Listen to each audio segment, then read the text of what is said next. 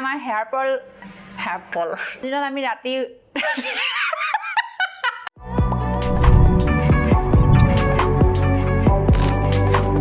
hello' বিয়াসকল MD Assamese টিভিলৈ আপোনালোকক স্বাগতম জনাইছোঁ যিহেতু এতিয়া সামাৰ হয় আৰু সামাৰত মানুহৰ বহুতো হেল্থ প্ৰব্লেম হয় বা চুলি প্ৰব্লেম স্কিন প্ৰব্লেম ইত্যাদিবিলাক হয় গতিকে এইবিলাকৰ কাৰণে মই কেইটামান আপোনালোকলৈ টিপছ লৈ আহিছোঁ তেন্তে বলকচোন টিপছ কেইটা চাই লওঁ মোৰ ফাৰ্ষ্ট টিপছটো হৈছে গৰম দিনত আমি সদায় ঘাম মচিবলৈ ৰুমালৰ সলনি টিছু পেপাৰ বা ৱেট ৱাইপছ ব্যৱহাৰ কৰিব লাগে ইয়াৰ কাৰণটো এইটোৱে যে আমি ঘাম মচিবলৈ বাৰে বাৰে একেখন ৰুমাল ব্যৱহাৰ কৰাৰ ফলত ৰুমালখনত বেক্টেৰিয়া থাকি যাব পাৰে তাৰ ফলত যাৰ স্কিন প্ৰব্লেম নাই তেওঁলোকৰ হোৱাৰ সম্ভাৱনা থাকে আৰু যিসকল স্কিন প্ৰব্লেম থাকে তেওঁলোকৰ বেছি বাঢ়ি যোৱাৰ সম্ভাৱনা থাকে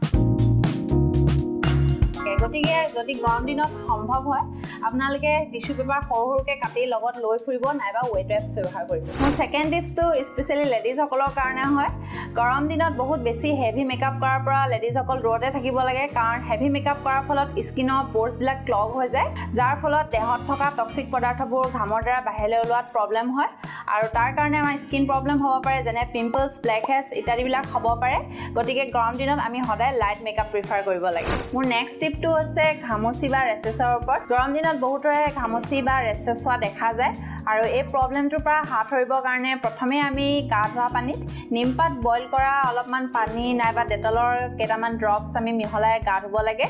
দ্বিতীয়তে আমি ৰেচেছ হোৱা ঠাইত কেণ্ডিড পাউডাৰ বা চোঠল ব্যৱহাৰ কৰিব লাগে মোৰ ফ'ৰ্থ টিপটো হৈছে গৰম দিনত কিদৰে ডাল স্কিন বা টায়াৰ্ড স্কিনৰ পৰা হাত সাৰিব পাৰি তাৰ কাৰণে আপোনালোকে এটা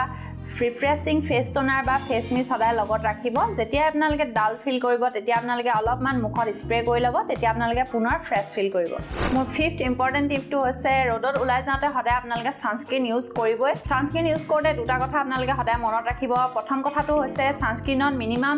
SPF 30 থাকিব লাগে আৰু দ্বিতীয়তে হৈছে ছানস্ক্ৰীন এপ্লাই কৰাৰ প্ৰায় 20-30 মিনিট মানৰ পাছতহে আপোনালোকে বাহিৰলৈ ওলাই যাব কাৰণ ছানস্ক্ৰীনটো এবজৰ্ব হ'বলৈ অলপ টাইম লাগে যদি আপোনালোকে ছানস্ক্ৰীন ইউজ কৰি লগে বাহিৰলৈ ওলাই যায় তেতিয়া আপোনালোকে ছানস্ক্ৰীনৰ যিটো বেনিফিট সেইটো সম্পূৰ্ণ নাপাব ছিক্স টিপটো হৈছে মুখত আইচ ৰাব কৰা আইচ ৰাব ৰ'দত ওলাই যাওঁতে ছানস্ক্ৰীন এপ্লাই কৰাৰ আগত লগাব তাৰোপৰি ৰ'দৰ পৰা আহি ঘৰত সোমোৱাৰ পিছতো লগাব আইচ ৰাব কৰাৰ বহুতো বেনিফিট আছে যেনে ব্লাড চাৰ্কুলেশ্যন বুষ্ট কৰাত সহায় কৰে চকুৰ ডাৰ্ক চাৰ্কল আৰু ৰিংকলছবিলাক ৰিডিউচ কৰে প'ৰ্ছবিলাক মিনিমাইজ কৰে মুখত এটা ৰেডিয়েণ্ট গ্ল' আৰু অইল ফ্ৰী লুক দিয়ে তাৰোপৰি আপোনালোকে হিট ৰেছ ছান টেন আৰু পিম্পলছতো লগাব পাৰে তাৰ কাৰণেও বহুত লাভদায়ক হয় মোৰ ছেভেন টিপটো বহুত চিম্পল যদিও বহুত দৰকাৰী হয় সেইটো হৈছে গৰমৰ দিনত সদায় আমি কটন বা লিনেন জাতীয় কাপোৰ পিন্ধিব লাগে কাৰণ তেনেধৰণৰ কাপোৰে আমাৰ শৰীৰত ওলোৱা ঘামবোৰ সোনকালে এবজৰ্ব কৰে তাৰ পৰিৱৰ্তে যদি আমি পিছল কাপোৰ পিন্ধোঁ তেতিয়া আমাৰ শৰীৰৰ ঘামবিলাক এবজৰ্ব নকৰে তাৰ কাৰণে আমাৰ স্কিন ডিজিজ হ'ব পাৰে সেইকাৰণে আমি সদায় কটন বা লিনেন জাতীয় কাপোৰ পিন্ধিব লাগে মোৰ 8 নম্বৰ টিপটো হৈছে যে গৰম দিনত পৰাপক্ষত আমি ক'ল্ড ড্ৰিংক বা ছফ্ট ড্ৰিংক এভইড কৰি চলিব লাগে আমি ভাবোঁ যে সেইবিলাক খোৱাৰ ফলত আমাৰ পিয়াহ মৰে কিন্তু তেনে নহয়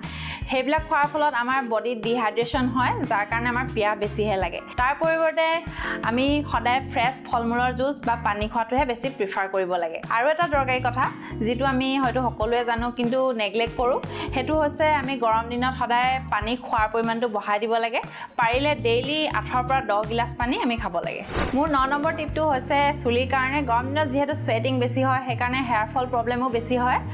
আৰু তাৰ কাৰণে আমি অল্টাৰনেট ডেজত চুলি ধুব লাগে চুলি সদায় মইশ্চাৰাইজ থকা শ্বেম্পু ব্যৱহাৰ কৰিব কাৰণ আমাৰ চুলি বহুত ডাল আৰু ৰাফ হৈ যায় গৰম দিনত চুলি যদি সদায়ো ধুৱে তেতিয়া আপোনালোকে শ্বেম্পু কিন্তু সদায় ব্যৱহাৰ নকৰিব কাৰণ শ্বেম্পুত কিছুমান হানিকাৰক কেমিকেল থাকে তাৰ পৰিৱৰ্তে আপোনালোকে পানীৰে চুলিখিনি ধুই কণ্ডিচনাৰ ব্যৱহাৰ কৰিব মোৰ আজিৰ লাষ্ট টিপটো হৈছে গৰম দিনত ৰ'দত ওলাই যাওঁতে ছাতি নিশ্চয় ব্যৱহাৰ কৰিব যদিও বা আমি সূৰ্যৰ হাৰ্মফুল ৰেজৰ পৰা স্কিনখন প্ৰটেক্ট কৰিবলৈ ছানস্ক্ৰীন ইউজ কৰোঁ তথাপি এটা ছাতিয়ে আমাৰ স্কিনখন আৰু বেছি প্ৰটেক্ট কৰিব পাৰে তাৰোপৰি আমাৰ চকুজুৰিৰ কাৰণে আমি সদায় UV প্ৰটেকশ্যন থকা ছানগ্লাছ ব্যৱহাৰ কৰিব লাগে UV প্ৰটেকশ্যন থকা ছানগ্লাছ আপোনালোকে ইজিলি 300-400 ৰুপিজত অনলাইন পাৰচেছ কৰিব পাৰে আশা কৰোঁ আজি টিপছকেইটা আপোনালোকৰ কাৰণে হেল্পফুল হ'ব যদি ভিডিঅ'টো চাই ভাল পালে তেন্তে লাইক কৰিবলৈ নাপাহৰিব